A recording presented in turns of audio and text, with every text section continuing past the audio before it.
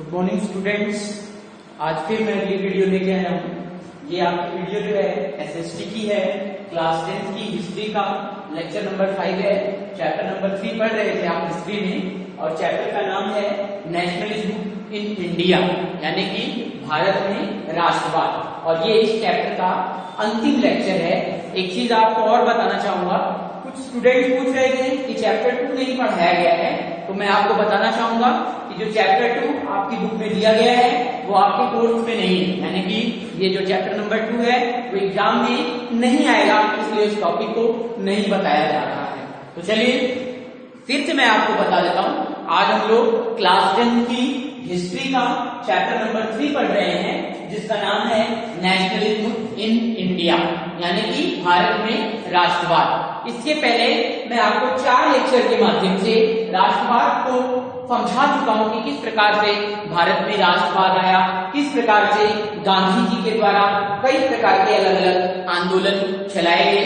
तो अगली वीडियो में मैं आपको इन कुछ 1, 2, 3, 4, 5, 6 और 7 छोटे छोटे 7 पॉइंट्स पर आज हम लोग जो है इस टॉपिक में डिस्कशन करने वाले हैं। तो चलिए देखते हैं कौन कौन से पॉइंट है जिन पॉइंट्स पर हमारा डिस्कशन इस क्लास के अंदर में या इस लेक्चर के जो कि लेक्चर नंबर 5 है, इस लेक्चर नंबर 5 में कौन कौन सी पॉइंट्स पर डिस्कशन होने वाला है। तो पहला पॉइंट है हमारा रिलॉन्चिंग ऑफ सिविल डिसओबीडियंस मूवमेंट, या यूं कहें तो सविनय अवज्ञा आंदोलन फिर से लागू हो जाता है। अभी मैं आपको बताऊंगा कि महात्मा गांधी के द्वारा किस प्रकार से पुनः जो है सविनय अवज्ञा आंदोलन, जिसको आप सिविल डिसओबीडियंस मूवमेंट कहते हैं, वो जो है शुरू कर दिया जाता है, चालू कर दिया जाता है। यानी कि समय समय पर भारत में राष्ट्रवाद की भावना पैदा करने के लिए गांधी जी के द्वारा या उनके समर्थकों के द्वारा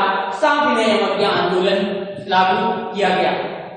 आगे अगला हमारा टॉपिक है meaning of movement for different group, या यूं कहें तो समाज में अलग अलग समुदाय के लोग रहते थे, तो अलग अलग समुदाय के लोगों के लिए जो ये आंदोलन था, उस आंदोलन का महत्व क्या था, अभी मैं आपको बताऊंगा इस आंदोलन का किस प्रकार से समाज के अलग अलग लोगों के लिए महत्व की बात कही गई है।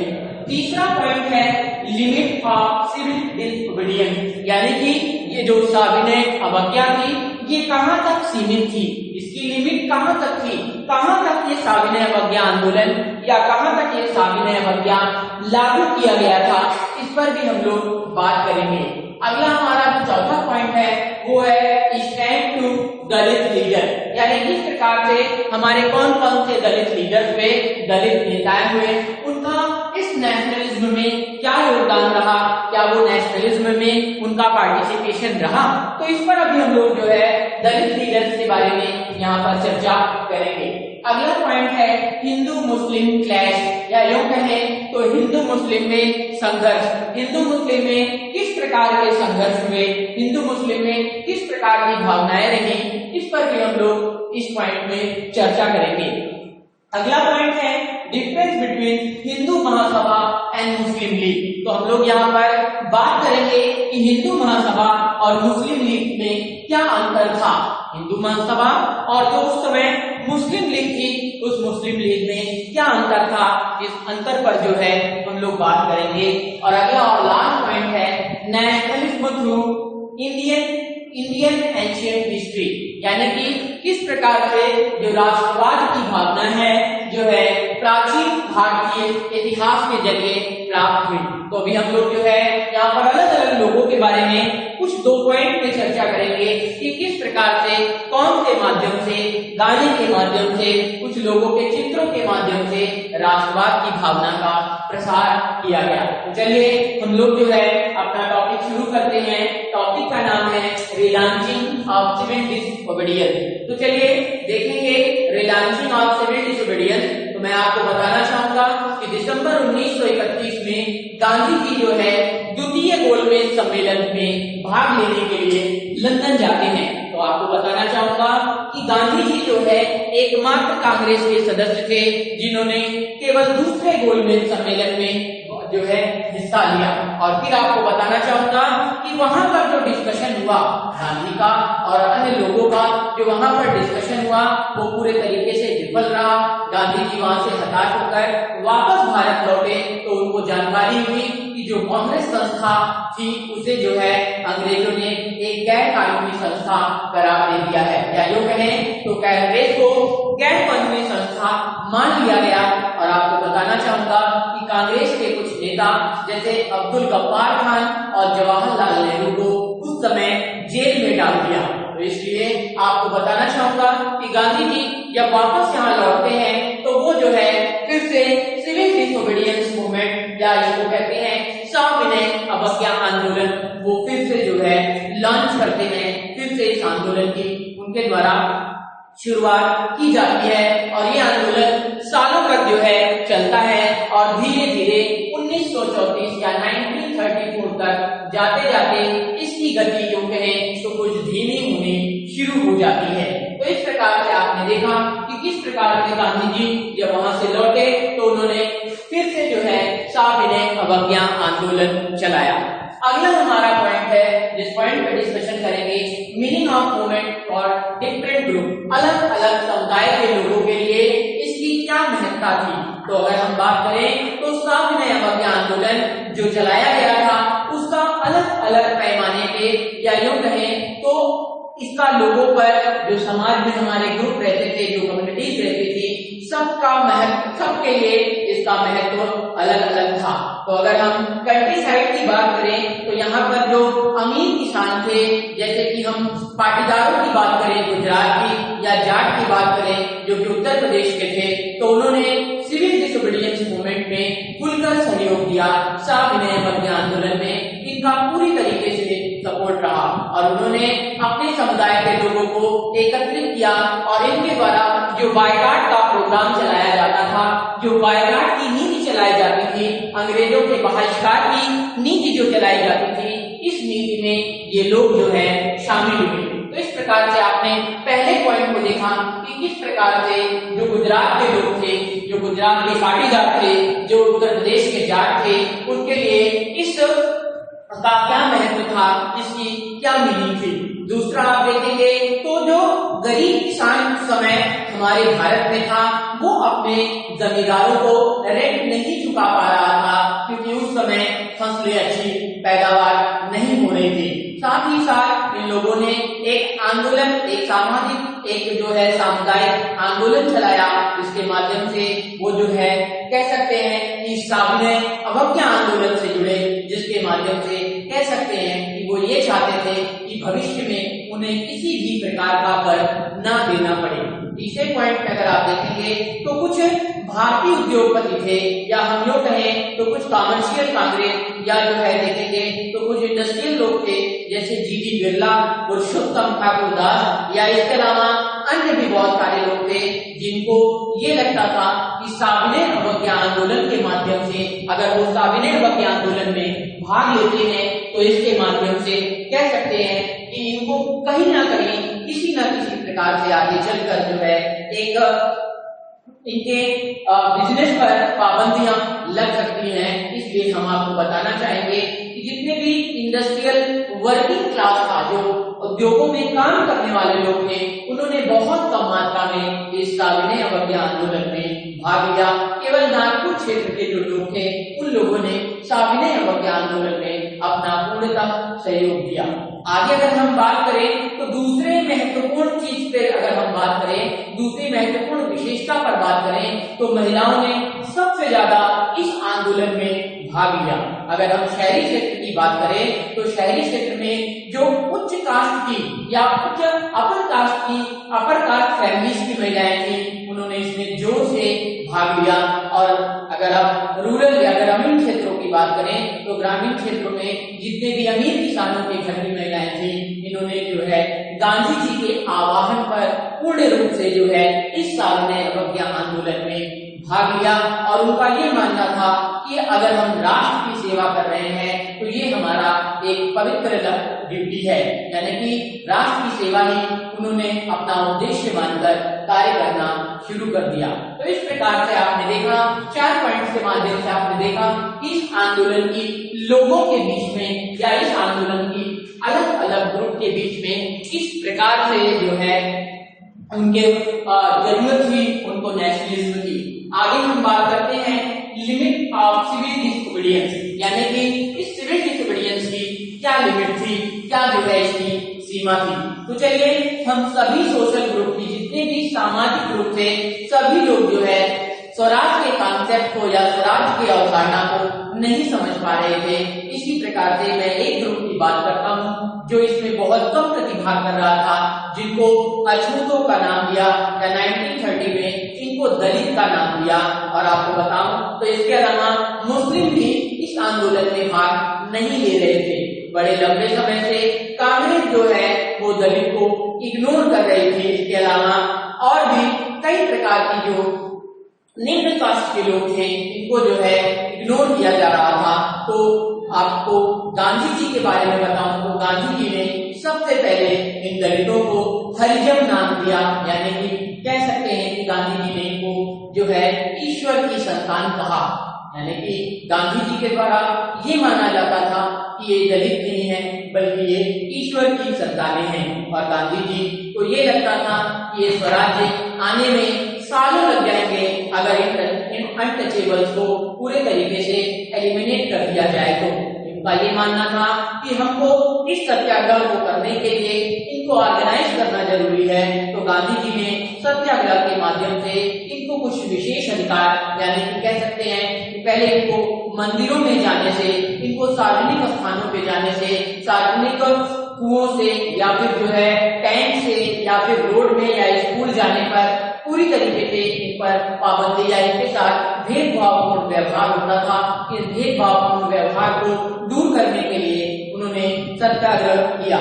और गांधी जी स्वयं जो है टॉयलेट साफ करते थे, गांधी जी जो है स्वयं इन लोगों के साथ रहते थे। और गांधी जी ने इसलिए ये चीजें गांधी जी ने दिखाई ताकि और लोगों का माइंड सेटअप हो जाए कि ये अछूत नहीं है बल्कि ये लोग जो है हम सभी में से एक हैं। तो इस प्रकार से गांधी जी के द्वारा, या यूं कह सकते हैं इस प्रकार से लिमिट जो है हमको साविनय अवज्ञा आंदोलन में दिखाई पड़ी, या यूं कह सकते हैं कि इस साविनय अवज्ञा आंदोलन में सभी प्रकार के या सभी वर्गों के लोग शामिल नहीं हो रहे थे।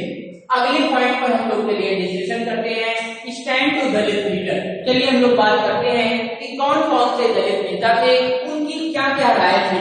तो दलित नेता जो थे वो ये चाहते थे कि ये जो दलित समुदाय है उनको भी कुछ राजनीतिक अधिकार प्राप्त हो। तो डॉक्टर, इसमें सबसे पहला नाम लिया जाता है डॉक्टर भीमराव अंबेडकर का।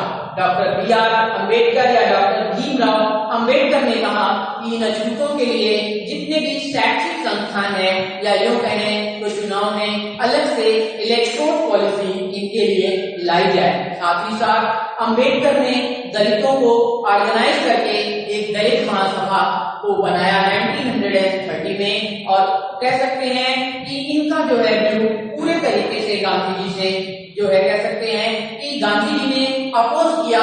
गांधी जी ने कहा कि इनके लिए अलग से इलेक्टोरल की व्यवस्था ना हो, लेकिन अंबेडकर ने इसकी आवाज उठाई।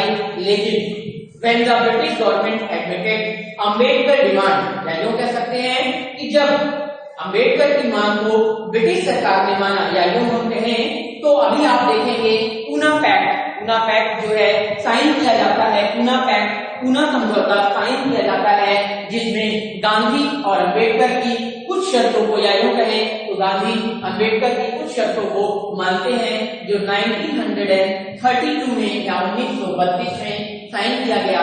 कभी कभी एग्जाम में ये पूछा जाता है कि when was Poona pact sign, तो बताना पड़ेगा Poona pact was signed in 1932। तो इस प्रकार से आपने देखा कि किस प्रकार से जो दलित नेता थे वो दलितों के किस लिए जो है इस सिविल डिसोबीडियंस मूवमेंट से वो अलग थे। आगे हम बात करेंगे हिंदू मुस्लिम क्लैश की। तो आप देखेंगे तो जितने भी मुस्लिम पॉलिटिकल ऑर्गेनाइजेशन थे उन्होंने बहुत मुश्किल या यूं कहें तो ना के बराबर साविनय अवज्ञा आंदोलन में भाग लिया। और आपको पता होगा कि नॉन कॉर्पोरेशन मूवमेंट और खिलाफत मूवमेंट या यूं कहें तो असहयोग आंदोलन और खिलाफत आंदोलन के समाप्त होने के बाद मुस्लिम जो है वो कांग्रेस से किनारे हो जाना चाहते थे। लेकिन 1902 में अगर हम कांग्रेस की बात करें तो कांग्रेस पूर्णतः हिंदुओं को अपनी पार्टी में उन्होंने शामिल किया और आगे चलकर एक मोर्चा बनाया, एक सभा बनाई जिसका नाम रखा हिंदू महासभा, यानी कि कांग्रेस के द्वारा हिंदू महासभा का निर्माण किया गया। आगे आप देखेंगे तो स्थिति बहुत ज्यादा टेंस हो गई इसके बाद और हिंदू और मुस्लिम में लगातार जो है दंगे होने लगे। 1930 की अगर बात करें, 1930 की बात करें तो सर मोहम्मद इकबाल उस समय मुस्लिम लीग के अध्यक्ष होते थे और उन्होंने मांग रखी कि मुस्लिमों के लिए अलग इलेक्टोरल पॉलिसी की जो है व्यवस्था की जाए। और उनको ये मानना था कि हमारे जो मुस्लिम भाई हैं वो जो है इस इलेक्टोरल पॉलिसी में सेफ नहीं है, तो उनके लिए अलग से जो है व्यवस्था करने की बात की थी। या यूं कहें तो यहीं से जो है मुस्लिम इंडिया, भारत के अंदर में मुस्लिम इंडिया की डिमांड जो है उठने लगी या मुस्लिम इंडिया की बात जो है यहाँ पर आने लगी। तो इस प्रकार से आपने देखा कि हिंदू और मुस्लिमों में जो है लगातार जो है संघर्ष होते रहे। आगे आप देखेंगे क्या अंतर था हिंदू महासभा और मुस्लिम लीग में, यानी कि हिंदू महासभा क्या चाहती थी और मुस्लिम लीग क्या चाहती थी, दोनों के अंतर को समझने की कोशिश करते हैं। तो देखिए जो कांग्रेस थी या जो मुस्लिम लीग थी वो लगातार जो है वार्ताओं के माध्यम से यूनाइट होना चाहती थी, लेकिन 1927 या 1927 की बात करें तो ये यूनिटी संभव नहीं हो पाई या ये जो है एकजुट नहीं हो पाए।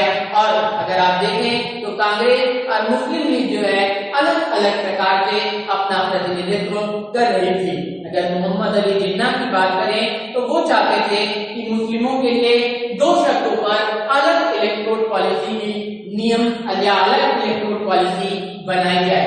पहली शर्त थी उनका ये मानना था कि सेंट्रल असेंबली में मुस्लिमों को आरक्षण प्रदान किया जाए। या यूं कहें तो सेंट्रल असेंबली के अंदर में जो मुस्लिम थे उनकी सीटों को निश्चित किया जाए। साथ ही साथ अगर बात करें तो मुस्लिम जनसंख्या के अनुपात के आधार पर बंगाल और पंजाब प्रांत में भी उनको जो है एक रिप्रेजेंटेशन या उनका प्रतिनिधित्व प्रदान किया जाए। तो इस प्रकार से देखेंगे तो हिंदू महासभा और मुस्लिम महासभा दोनों में अंतर दिखाई पड़े। आगे है नेशनलिज्म थ्रू एंशिएंट हिस्ट्री। देखेंगे किस प्रकार से जो नेशनलिज्म था वो प्राचीन भारतीय इतिहास या राष्ट्रवाद की भावना किस प्रकार से जागी। तो अगर हम बात करें कुछ फिगर्स की बात करते हैं, कुछ सिंबल्स की बात करते हैं, जैसे आपने भारत माता की फोटो या भारत माता का इमेज पहले देखा तो 1870 में अगर आप देखें तो बंकिम चंद्र चट्टोपाध्याय ने ये इमेज क्रिएट किया और आगे चलकर उन्होंने सॉन्ग लिखा वंदे मातरम और आगे चलकर यही सॉन्ग आनंद मठ में देखेंगे तो जोड़ा गया और ये फ्रीडम फाइटर्स का यानी कि स्वतंत्रता सेनानियों का एक गाना या एक जो है सॉन्ग बनकर निकला। और ये इमेज भारत माता थी। सबसे पहले इसकी पेंटिंग का काम रविन्द्रनाथ टैगोर ने शुरू किया। तो इस पेंटिंग के माध्यम से, इस गाने के माध्यम से, इस गाने के माध्यम से आप देखें तो लोगों के अंदर में नेशनलिज्म की भावना, राष्ट्रवाद की भावना भरी जा रही थी।